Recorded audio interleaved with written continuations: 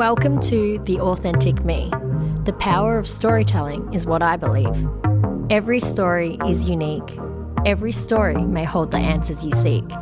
With special guests fortnightly so you can learn, apply their wisdom for your own life's turn. I am your host. My name is Mel Yu. Together, we might discover a new worldview. Hey guys, and welcome back to episode 17 of The Authentic Me. I am your host, Mel Yu. Evie is a Canberra-based Asian Australian who is passionate about health, wellness, and all things conscious living. A yoga teacher in many of Canberra's wellness studios by dawn, a mergers and acquisitions lawyer specialising in foreign investment throughout the day, and in between until dusk, she somehow finds time as a wellness blogger for online lifestyle hub, The Fashion Vault, as well as the honouree title of youth member on the board of the Australian Red Cross. Evie offers her remaining hours on weekends as a volunteer for the homelessness and human rights sector. The combination of her professional interests and having a direct impact with people on the ground allows Evie to focus on the issues she is most passionate about, namely sustainability, homelessness, mental health, and well-being. On her personal Instagram, Evie shares her discovery of organic nutrition, minimalism, aromatherapy, and an overall more balanced, grounded, and spiritual lifestyle. As a yoga teacher, she also shares the benefits of a physical and mental yoga practice on everyday life. Evie aims to inspire more people to be positive influencers and inspire others to live a more sustainable and wholesome life. She loves checking out new foodie spots for vegetarian and vegan goods and can be spotted out and about enjoying a nut milk chai and wearing activewear at every opportunity. Well, I know all I have been wearing is activewear this 2020. So would we all please give a warm virtual welcome for my dear friend over in Australia's Capital Territory to chat all things well-being and finding balance, my fellow Asian sister from another mister, Evie K. Welcome to the show, Evie. Thank you. Thank you so much for having me. How are you feeling? How are you? How's Canberra? Yeah, good. Cold. We've had fake spring, so now we're back to sort of winter vibes, but it's okay. Okay, good. How are you? I'm good. We're still, at the time of this recording, still in stage 4 lockdown here in Melbourne. But it is what it is. I'm kind of sick of talking about the whole thing. So, yeah, let's kick things straight off. So I wanted to know which came first, the desire to be a lawyer or a yoga teacher, because these seem to be, various different fields of expertise. No, that is a very good question. And I've actually found that there are quite a few lawyers who become yoga teachers, and I imagine it's for the same reason. So when I was quite young, I sort of had a thought, I want to be a lawyer one day because I want to help people. And I always wanted to be a human rights lawyer, and that's sort of like the thing that I wanted to do. But I think I started uni in 2010. And I started in commerce. So I did the Asian thing, I did the accounting degree. And then a year in, I was like, no, actually, I think I want to do law. So then I combined them and I ended up turning it into a double degree. But in my first year of working in the public service, I actually started in a foreign investment area. And it was just a casual sort of temporary job. And then I ended up really enjoying it. And I sort of stayed in the foreign investment space for almost 8 years. So I worked and studied full-time throughout my degree. And after 6 years, I sort of finished a little law, did my postgrad, did my master's, and just continued working in the foreign investment space. And I wasn't a practicing lawyer up until this year. But I completed my law degree back in 2014. So I've sort of been qualified as a lawyer, but haven't been practicing strictly as a lawyer. But working in the foreign investment space, working with all of like the other mergers and acquisitions lawyers, and in a pretty high stress area, I would say. It's very busy, it's very political, it's very interesting, which is why I've stayed in it for a very long time. But at the end of my studies, I sort of realized that my body was starting to fail. Like my stress, my hormones, the cortisol, everything was just so high. Like everything was failing, and I just really didn't know how stressed I was until I started to slow down. And I noticed that my gut health was not going great. So everything I eat would give me some sort of reaction. And I would also, I started noticing like my hair was thinning, and I just wasn't sleeping as well. And just all of these things sort of built up over time. And then I thought, okay, I really have to do something about it now. And that's how I actually found a yoga practice. So I started going to yoga regularly. I was practicing probably 5 to 6 times a week, and I kept that up for around a year. And I just noticed the difference that it made. So I would go into work. So I'd practice in the morning. I find that exercising in the morning just sets me up for the day. And I'd go into work, and then my brain would just feel better. Like I just could focus better. I could just get through the day a lot better, and I just felt better. My gut health started getting better after seeing like naturopaths and doing all of the things to try and like get my health back on track. It was a slow process, but I finally got there. And I'd never started yoga with the intention of teaching. So it was never something that I wanted to do. It just sort of came about. So after the year of practicing a lot of yoga and trying to balance my life and just work out how to sort my health out, my yoga studio had the opportunity for a yoga teacher training. And actually, interestingly, I went to a yoga retreat with my yoga studio that I was practicing with at the time, and it was a spur of the moment decision. It wasn't on the cards. I had actually been booked in for a Tony Robbins Unleash event, and I within. Yeah, and I had been booked in for that.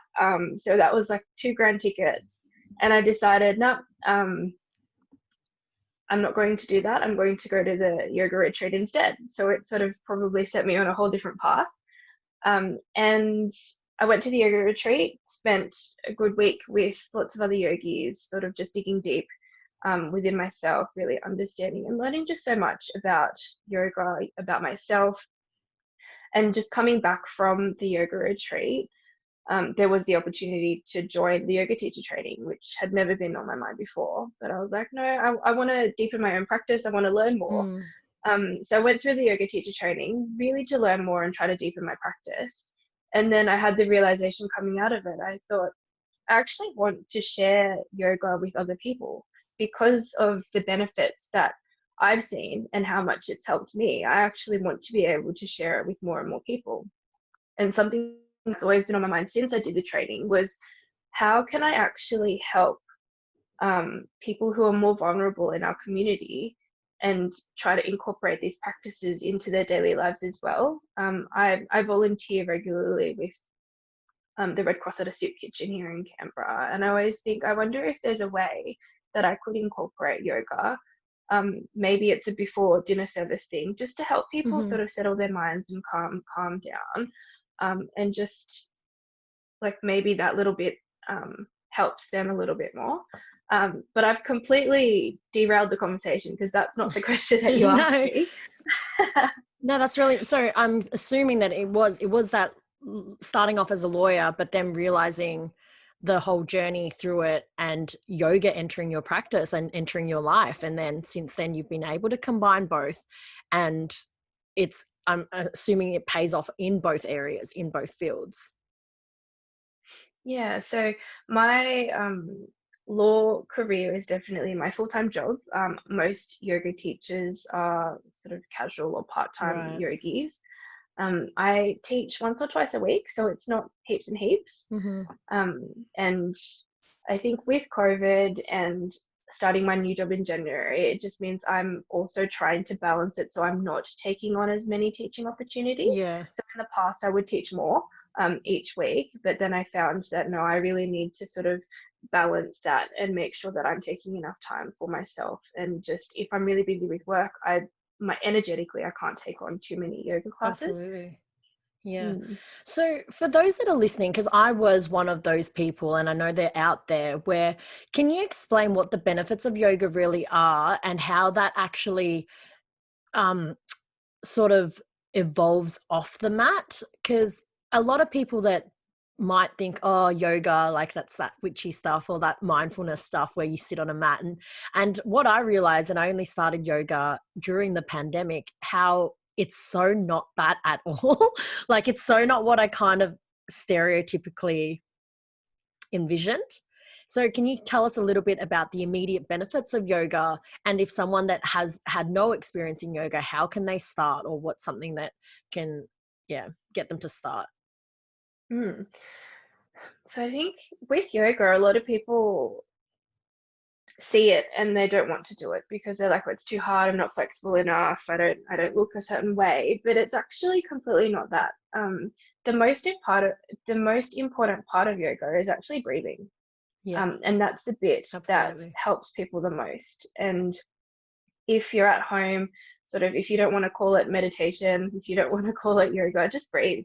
Yeah. That's the key thing, because when you settle your mind, when you calm yourself down in that way, just to focus on your breath, and just the simple exercise of breathing in and out and counting equal breath counts will just help calm your whole system down. It helps to calm your nervous system down, and it's the fight or flight. And so often in our modern world, we are always on edge. We're always sort of waiting for something to happen, or just so stressed that we don't even realize. Mm-hmm. And by slowing down each day, and by taking a couple of minutes each day just to focus on our breath, to focus on ourselves, and just to focus on coming back to our breath, it makes the world of difference. It's such a simple thing when it's like, just breathe. Like we start with a breath and we end with a breath, you know? And I think because as humans, it is an autopilot thing. Our bodies are just always working for us. We breathe without any conscious awareness or thought. So then when we bring that conscious thinking to our breath, I think it really does, for me anyway, as well, it does find that grounding principle. And if you start from that breath, everything else will then flow in abundance, because it's like everything's a bonus as long as Mm, we've got our breath. no, that's so true. And I often find that, particularly when you're working all day and you're sitting at a desk, or you're just in a rush all the time, you're not Mm-hmm. actually taking full deep breaths either. So all of the time, yeah, the breathing is automatic, but are you really taking a full breath? Mm, And are you really letting your breath come all the way through? And just even being more conscious of how you're breathing also helps so much. absolutely, absolutely. And well, it goes without saying that the times now are challenging times, absolutely unpredictable times. And it's pretty easy to let go of our routine and lean into that stress, depression, anxiety. There's a lot of that going on right now. So, how do you personally combat these challenging times? And is it a mindset thing, or is it behavioral, or is it both? Mm. So I think it's probably a combination of the two, but there's also an element of being kind to yourself, Mm-hmm. and not comparing yourself to others. I think a lot of the time we can have a plan and we can follow the plan every single step and still not feel great at the end of it. Or we can have the plan and do our best And it and doesn't be go to really plan. happy. Yeah, no. Yeah. And it's around like being able to just accept that, okay, step 5 didn't go to plan. That's okay. We can keep going. I've done my best today. And that's Mm, one of the lessons that I've found the most valuable, is just realizing that everything that you do in each moment, you're doing your best. And I think reminding myself of that when I've planned to do something but I haven't been able to do it, or I've needed to balance something else because that's been a priority, and not beating myself up because of it. yeah. I think it's so valuable just to show yourself that compassion, and to be able to just accept that that is the way that it is, and I've got a new moment, I've got a new day that I can try again, and each day I know that I'm doing my best. Yeah. And I think that it is such an important distinction to do that to yourself. Like we're so kind to others, and we're so much more forgiving with others, and we use softer language with others, but then often if you are a high achiever, or if you are someone that has that inner critic that's striving for perfectionism or striving for certain goals, we can like really beat ourselves up over it. And I've found myself in places like that before too, where I feel like it's not acceptable to go through feelings of shame, depression, anxiety, when these are really human moments and they make us more us.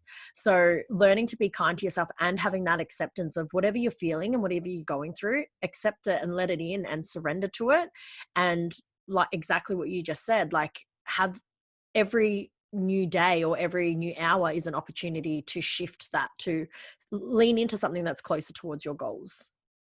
100%. And with the negative self-talk that just comes so Mm-hmm. easily, Mm-hmm. I think another good trick is like sort of recognizing that and then saying, well, what would I say to my best friend? Like, what is something that I would say to my best friend? Because we should be talking to ourselves like we would talk to our best friends. Like we wouldn't be like, you're so terrible. Yeah, Why are you doing exactly. that? It's yeah, you enter those conversations with kindness, and you should do the same for yourself. Yeah. So much easier said than done, but it Yeah. is true to have that awareness. And I think, and to make sure to catch yourself when you are having those thoughts, because we all do. I think negative self-talk, the human mind is wired to think more negatively Mhm. than positively. So we actually have to consistently put in that work and effort just to talk positively to ourselves. How do you Mm. think then, how do we, like, it's a big question, so but how do we heal our thoughts, or how do we start that process to get to a place of healing? um Mm. yeah.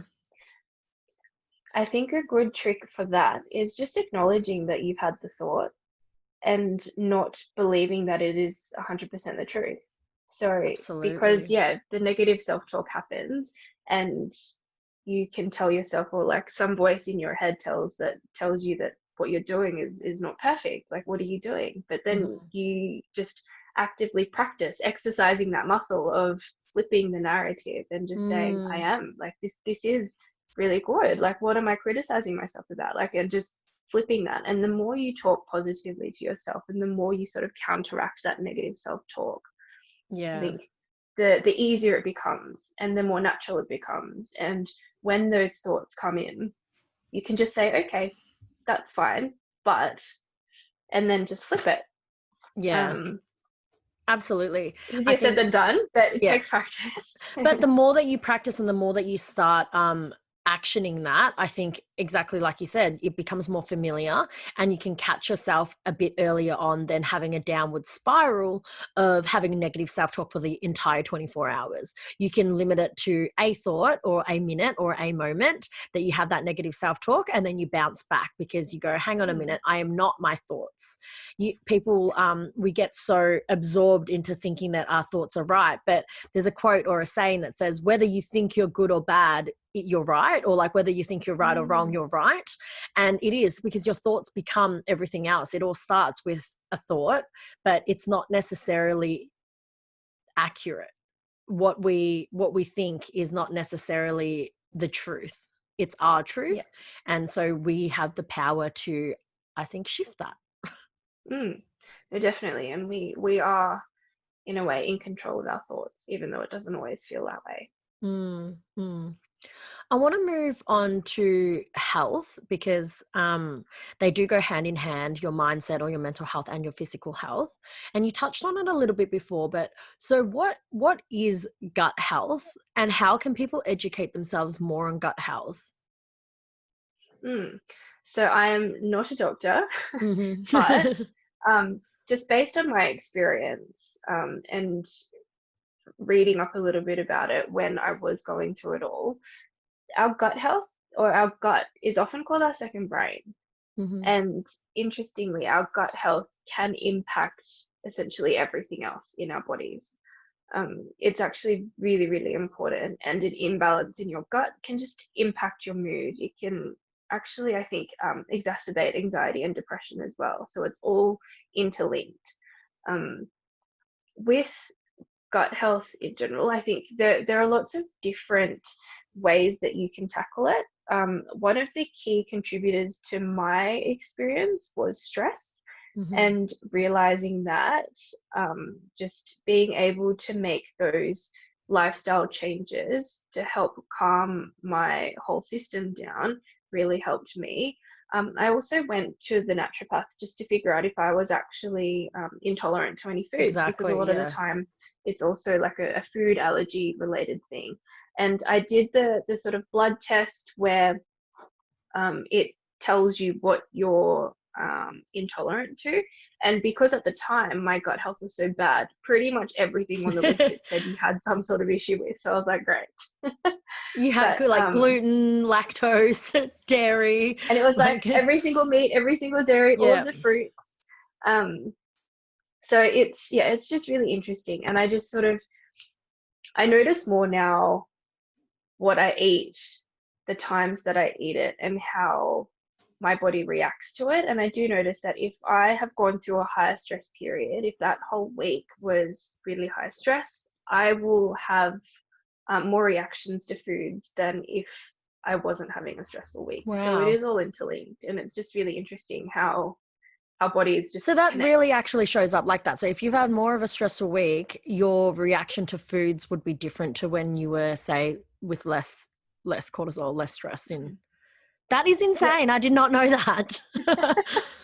You're lucky. You're lucky it doesn't happen to you. It probably does, and I just don't even, because that's the thing. I think I've never, like, I know I've never been to a naturopath, so I think that could be really valuable to kind of, even just as a check-in.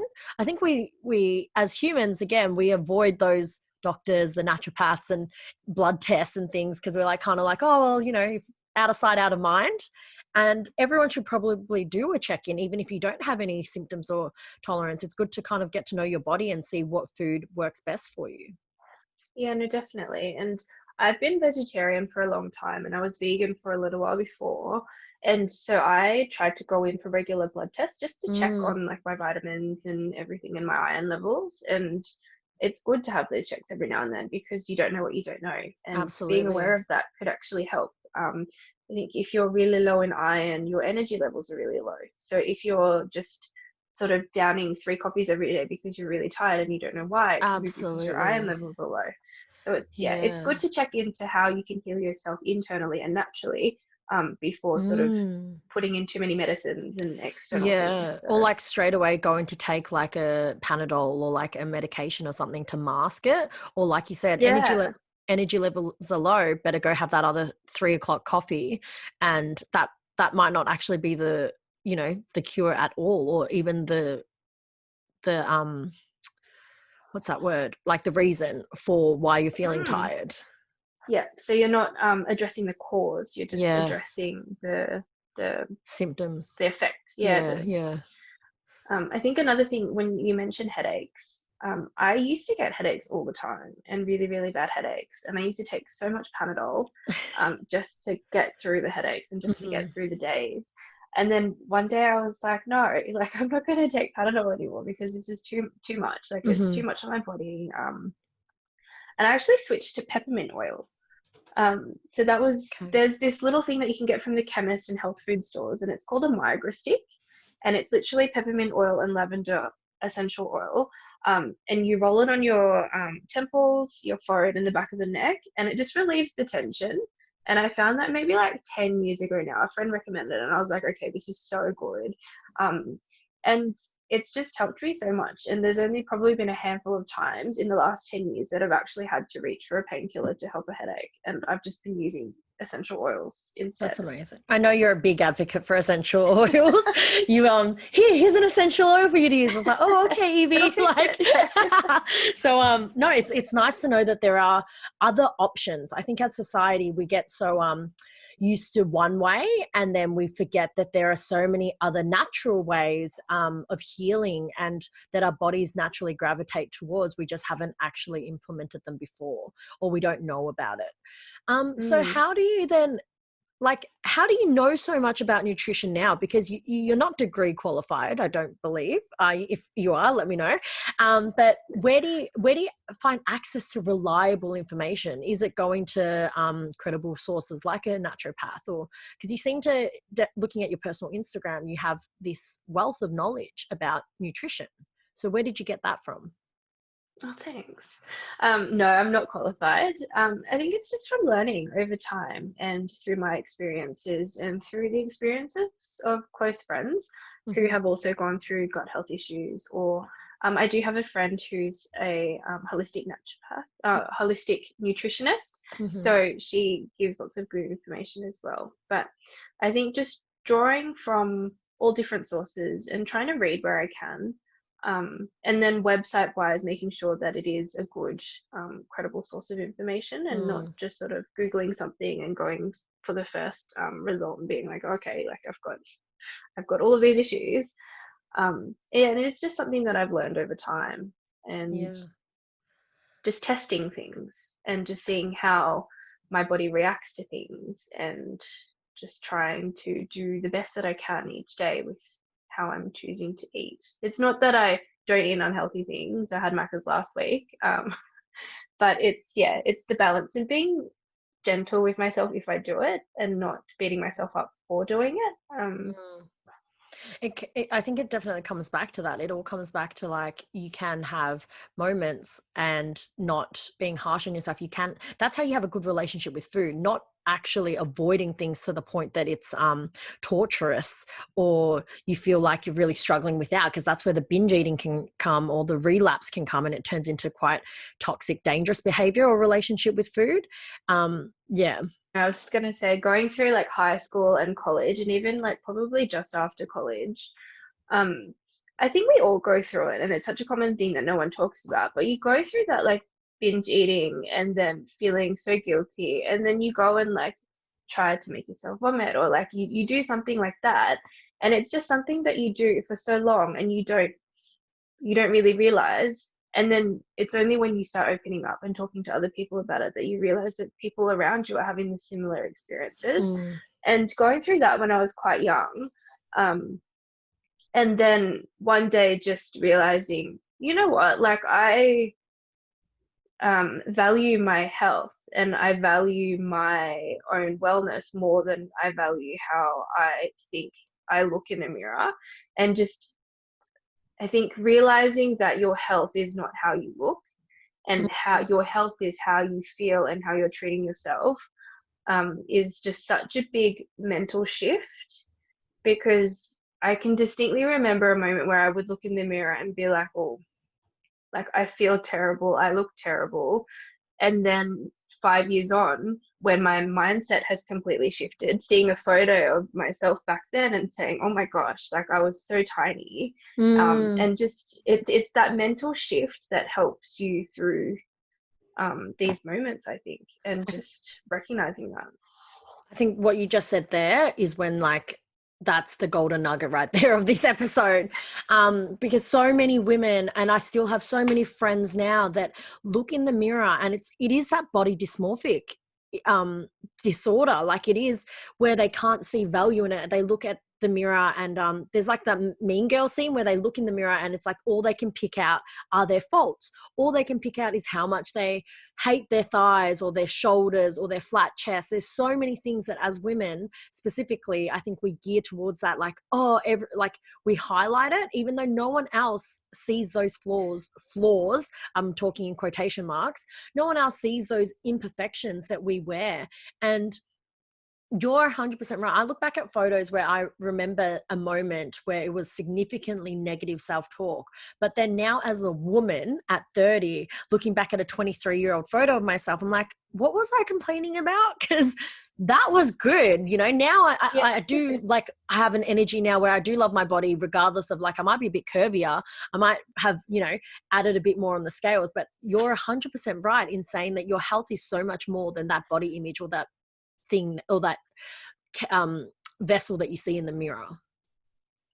Yeah, and it's not about being completely positive all of the time. And I think we all have those moments where we pick out our faults and we see the imperfections, but it's realizing that as a whole, like, we are beautiful as we are, and Mm. we should be so grateful that we have our health, that we have our wellness, and we can just sort of be in our own bodies without having to judge ourselves for it. Mm. I really like the three word sentence, work in progress. And that's where it's like you can look at things and strive to do better or be better, but just remember that you are a work in progress and you're constantly evolving and you're constantly progressing throughout life. So just enjoy the journey as well and not be so harsh on yourself when you do look in the mirror. And again, it's double downing on kindness and having kindness for Mm, yourself. that's so true. And I'm a big believer in that. We're constantly growing, we're constantly learning. And if we're sort of in the same place for years down the track, then we're not doing everything right. And we Mm. should be continuing to learn and grow. And our mindset should be continuing to shift as we go on that journey. Yeah, I love that. Um, you seem to be a very busy person. Like I had said in the bio, it was like you play many different roles, you wear many different hats. So in one like sentence or something, like what does balance mean to you? And do you achieve balance in every area of your life, or do you find that it's like um, career, health, mindset, business, spiritual? Like what is balance, and is balance the same thing in all of those pockets of your life? Yeah, so balance is a tricky one, and I actually think balance shifts. So I think based on what part of your life is calling for the most attention at that particular time, it's going Mhm. to shift. So one week where I'm really busy with work, then the balance will be more geared towards more work-related Mhm. things. Or if one week is more Red Cross volunteering related, then I sort of shift my schedule based on that. So I Mm. think it's around not aiming for equal portions of everything at all times, but just knowing that something is going to have to take up more of your attention on any given day, and that's Mm. okay. And just being able to be flexible, but also have sort of, I think planning is so important. And just if I didn't have a calendar to work everything out, my life would be a mess. But yeah, it shifts over time, and just aiming to do your best. And I think the thing that I'm realizing now is scheduling appointments for yourself in amongst all of the other commitments that you have is very important. Absolutely. Mm, mm.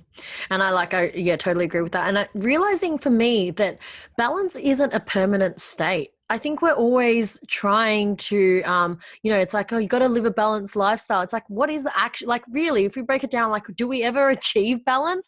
Because, like you said, sometimes it's 80, you got to give 80% to work and 20% falls on to everything else. And then even like relationships aren't always 50%, 50% in an equal partnership, right? It ebbs and Mm, flows. Sometimes you have to be the one that gives in 60% and your partner's giving in 40%.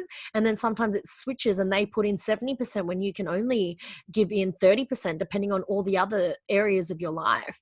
And so balance yeah. isn't a permanent state. So, yeah, I think people get caught up in trying to achieve this Zen perfect balance in all areas of their life, which is not really realistic. And it looks different for every person. Absolutely. Everyone's schedules and lives are different, and yeah, it's not comparing yourself to the balance that someone else is showing, but just tuning into what balance looks like for you. And I think that's really important. Mm, mm. And recognizing that what you perceive as a balanced life over there, like someone else's life, is not necessarily true either. You only get snippets of, say, social media or like someone's vlog or someone that's a YouTuber or anything like that. You're still only getting like 2% of what they're allowing you to see. And realizing that like comparison is the thief of all joy. I've said this in many podcast episodes before. So really understanding to not compare your journey to anyone else's and finding what balance works for you and what strategies and techniques and tools work for you to stay mentally well in most areas of your life. Yeah, no, definitely agree. Yeah. Now I want to move on to another area of your life that is very important, which is the Australian Red Cross. How did you, I suppose, get started with it? And I know you're now in a Go Without challenge, which is very exciting, but also no doubt challenging. Can you tell us a little bit about your journey with the Australian Red Cross, and then we'll go into what this Go Without challenge is and how did you get involved? Yeah, so I started volunteering with the Red Cross back in, I think, 2015, at the soup kitchen. So I'm still volunteering there now. And I only came across the opportunity because one of my friends from uni said, "Oh, this is an opportunity that I think you'd really like," because she had been volunteering there. And I'd sort of never seen it before. And I'd always wanted to volunteer at a soup kitchen, but just had never found one that wasn't religious. So I sort of avoided all of them. But then since joining the Red Cross as a volunteer in the soup kitchen, I have just taken more and more opportunities within the Red Cross. So 1 year since joining the soup kitchen, I joined the ACT Youth Advisory Committee. So it's just a youth advisory committee to the Divisional Advisory Board in the ACT. And we just did different activities and tried to host different events within the ACT to help vulnerable people or other causes that the Red Cross has programs in the ACT. And then since joining that, I've been on that committee for 4 years now. My term is about to end, but the experiences have been great, and I've just been more and more involved over time. So I co-chaired the Youth Advisory Committee for 2 years.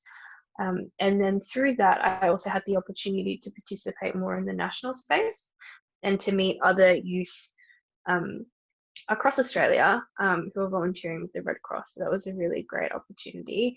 And then through that and through my experiences nationally, I also had the opportunity to apply to be the youth member on the national board for the Australian Red Cross. So my 2-year term is almost up on that, on the board. So it's been a really great 2 years. I've learned a lot. And because of my role on the board, I also had the opportunity to go to Geneva last year as part of the Australian delegation. Yeah, so it was a really incredible opportunity, and I got to meet because the Red Cross, Red Crescent movement is actually global, and so there are 193 national societies that are part of the movement, and I forget the exact number, but I think it was very close to all of them being represented in Geneva last year. So it was incredible to meet other youth and other just people within the movement. So that's been really great. And yeah, so this year I'll actually be turning 30, so I'll no longer be youth. That's what I was literally just about to ask. Are you not able to renew it because you're no longer a youth member? Will you change your position on the board? No, so it's a designated youth member position, and then the rest of the national board is made up of independent members and also the chairs of the different divisional advisory boards. So no, they've actually that cuts off at 30. Which is okay. I feel like I've had a good 2 years, and you can pass the torch down. Yeah, yeah, on to another youth member. Yeah.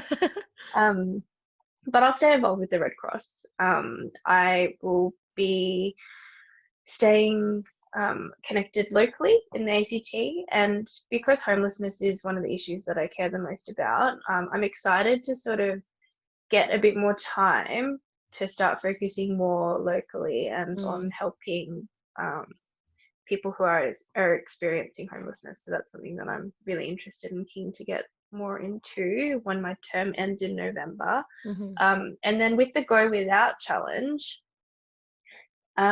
it's run, so this year it's a 1-week challenge, and it's to fundraise for the Red Cross, but particularly for the disaster fund. And it's aimed at raising awareness of people who are experiencing or going through a disaster and what essential items they go without. So each day this week, we get it sent a text message and we get told what we're going without that day. So for the first day, it was we're going without credit cards or any cards, and the only thing that we can use to purchase things is cash. And just reflecting on how Australians were going through the bushfires earlier this year, and that was something that I had never thought of. And it was just, if you didn't have cash, you couldn't get petrol, you couldn't buy essential grocery items because the power was down, and you couldn't access an ATM, you couldn't access an EFTPOS machine. And just, it had never been something that I thought of. Being in Canberra, we're quite protected. I was actually not in town for the fires, the big fires in Canberra, but I feel like, yeah, in Canberra, we don't really experience it as much as others throughout Australia. So by doing this challenge, I've sort of wanted to help raise awareness, but also just to see and connect with it a bit more. So day 2 was going without all drinks but water. So we've been sort of going without cards and going without water, going without any drinks but water for the rest of this week. And then on the 4th day, so the 3rd day we skipped a challenge, but on the 4th day we switched off all lights. Yeah. So yeah, so from 6 p.m.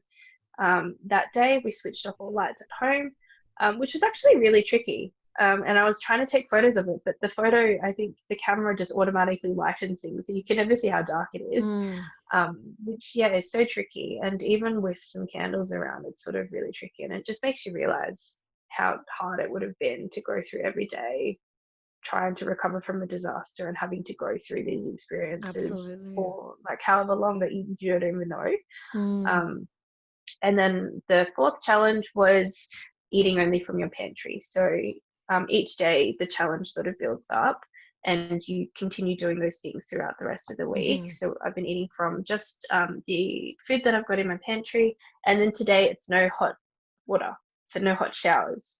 And then today's the last day. But yeah, so we're all fundraising for the disaster fund, and the Australian Red Cross helps people within Australia, but also in the Asia Pacific region when they're going through disasters or just after disasters, and also tries to help people get prepared for disasters. And there's many programs that the Australian Red Cross runs in Australia to help people prepare for disasters. And a lot of those are through school programs, and teaching kids like what would they grab if they needed to leave their house like really quickly. And it's sort of teaching children younger so that they can also share that information with their families and then be able to bring that with them throughout their lives. That's amazing. That's absolutely incredible. And like just listening to you going through that challenge, for me, it really puts everything into perspective on how much we may take for granted. Such simple things like drinking liquids other than water is an actual luxury. It's a privilege that we get options of coffee, tea, juice, soft drink, cordial, whatever that may be. And lights, I think 100%, we live in a world now where we flick on a light and it's taken for granted that will light up the space for us so that we can see at night. And when all of that is stripped away, and even just listening to you, so having that experience vicariously, it's like, wow, it comes, I think it really grounds you into what is important. And also like, you can't take these things for granted, because our neighboring brothers and sisters, even as earlier as this year in January, went through exactly that. Yeah, no, definitely. And it's definitely made me more aware and also feel more grateful. But also I realized how many times I turn on a light and probably don't even need it. Yeah. No, it's that's amazing, and congratulations for completing the challenge after today. I was invited to do it and I politely declined. So that goes to show. I did say to them, there was just not enough time to campaign. I only found out about the Go Without challenge, I think, at the start of, or like the 10th of September. And I was like, 10 days to execute. Like, I'd love to do it a little bit more, but there's a lot of campaigns coming out. I think for October, there's a mental wellness one that's coming out that I'll definitely jump across, because I do love the Australian Red Cross and their ethos and what they do. So congratulations on being such a good sport and raising awareness for these things that, as millennials, I think most people do take for granted. Yeah, no, definitely. Thank you. There's a couple questions left, and I think this is a good segue into gratitude and how I wanted to finish off this conversation about gratitude. how important is gratitude to you? This is a biased question because I know it's important to you, but how do you practice it? How do you actually practice and implement gratitude in your life? I think it's a really good question, and it does shift day by day as well, depending on what I'm doing each day.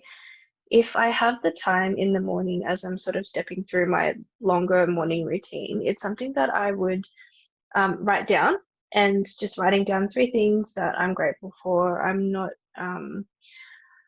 not putting like extra pressure on myself to write a whole page of things that I'm grateful for. It's really 1 or 3 things each day. And if you don't have time to sort of write it down, just thinking about something and really like feeling the gratitude is really important.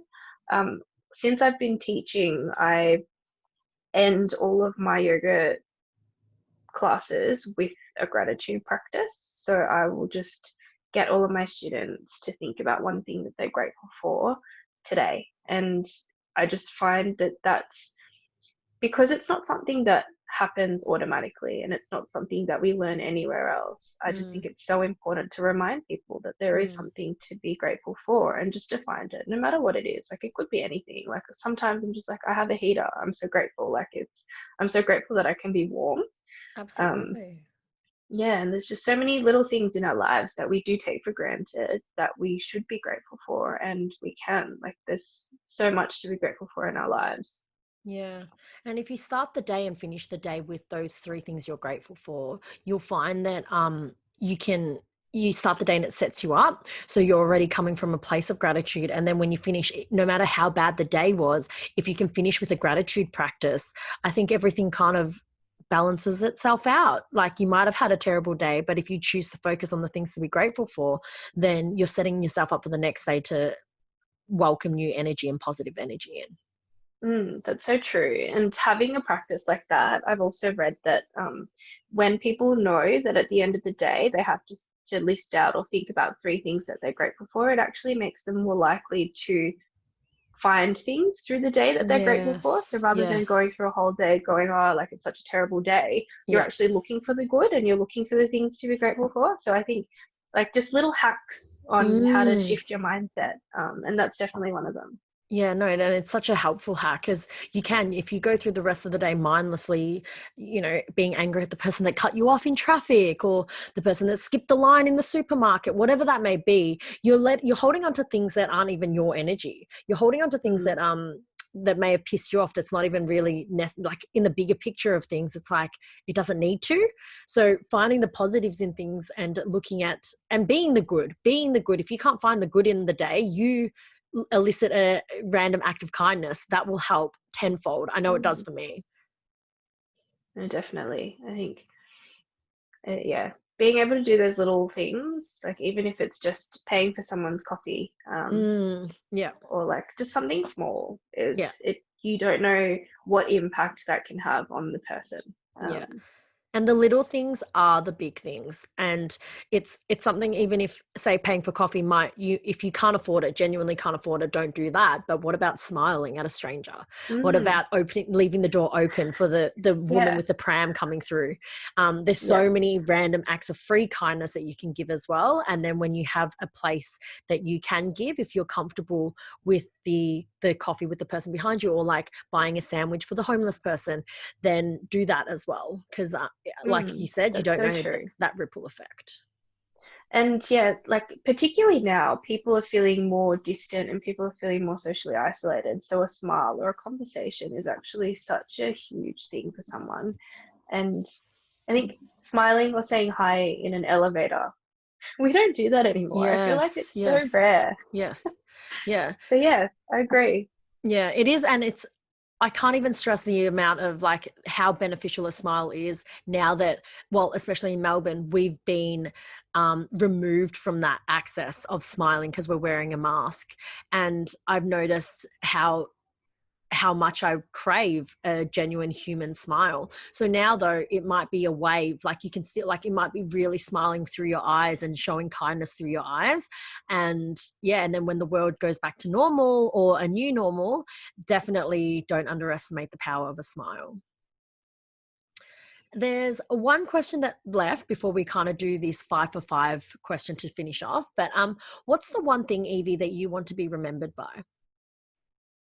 Well, that's a big question.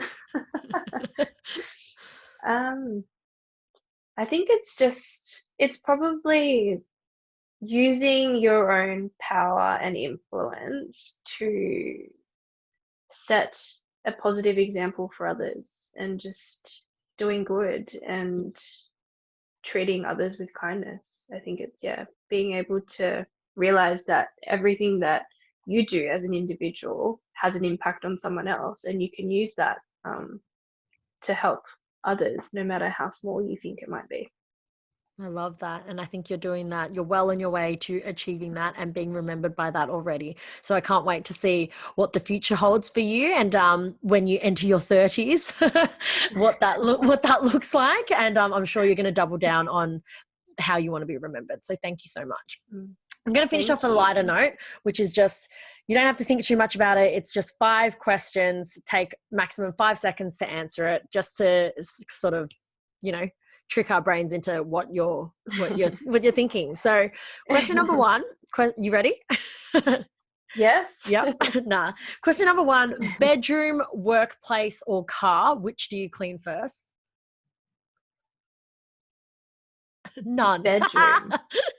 Yeah, they're all dirty. Bedroom, good.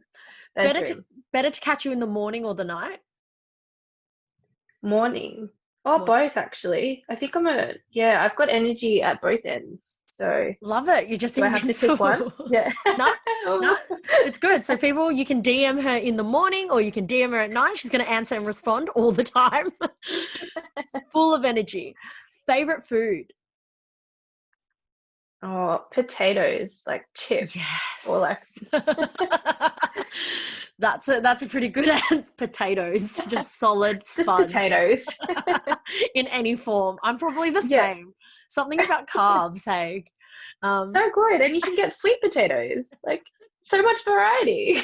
I think actually potatoes is such a staple food that you can do so much with. Like you've got mash, you've got wedges, you've got potato scallops, like whatever, bake, anything. It's the best. It's a good one to have in your pantry if you're doing a go without challenge. This is very true. Yeah. First place you are going to go after the COVID-19 travel restrictions? Oh. See, I really want to go to Byron Bay, but I'm also not restricted from going to Byron Bay at the moment. So that's not an excuse. Maybe New Zealand. Why haven't you gone to Byron? Oh, so I'm trying to plan a trip at the moment, Okay, but work's been so busy. Like it's just been so full on that I haven't taken any leave. So I would love to go to Byron. But New Zealand is probably where I'd Have you been before? Post. No, I've never been. You'll love it. It's stunning. Very keen. Yeah, it's stunning. Very, and very keen. I think for your spiritual awakening and spiritual journey, there's something about being able to access land, skies, mountains, and water all in the one sort of realm. It's absolutely stunning. So can't wait to see photos. Okay. Yeah, it's really, really good. Keen. Last question is favorite quote or mantra that you live by? Oh, that's a tricky one. For now, in this moment. That is a good question. I feel like,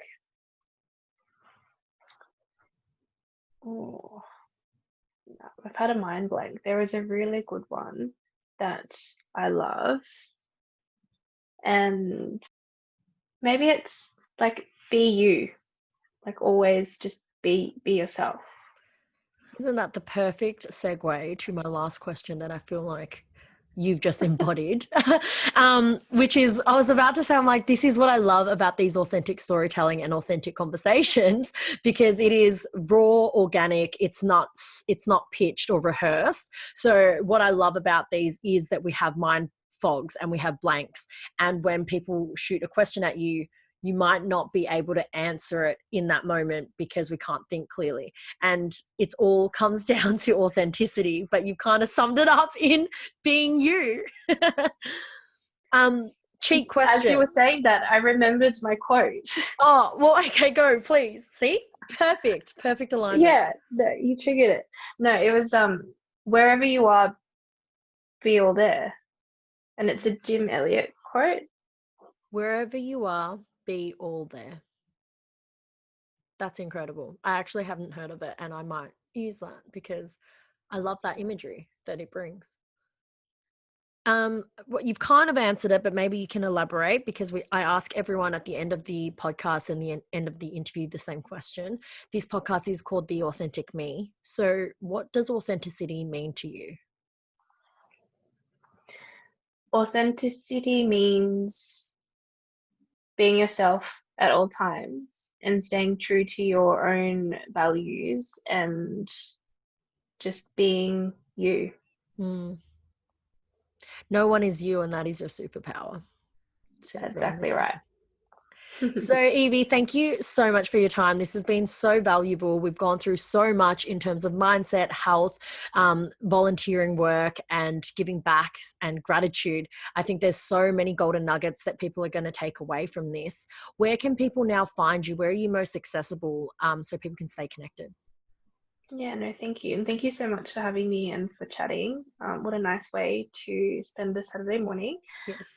So you can find me on Instagram on EVK, so EVIEKAY. And that's probably the main place. I think it's the main place for everyone at the moment until we oldies eventually move over to a TikTok platform or something, which is crazy. But for now, Instagram is probably the way to go. And so if you guys loved this episode, if you really enjoyed it and took some key giveaways away, make sure to screenshot the episode and tag myself, Melly U, and tag EVK, EVIEKAY, and show us that you're listening, and so we can reshare it too. Until then, thank you so much, and I'll look forward to chatting with you guys next episode. Thank you so much for joining us this week on The Authentic Me. If you found value in this episode, please smash that like button and share with someone who may also benefit from our content. Never miss an episode by subscribing to this podcast, available on all audio streaming platforms. And make sure to let me know what you want to hear more of on this journey to your truest, highest, authentic self. See you next time. Bye.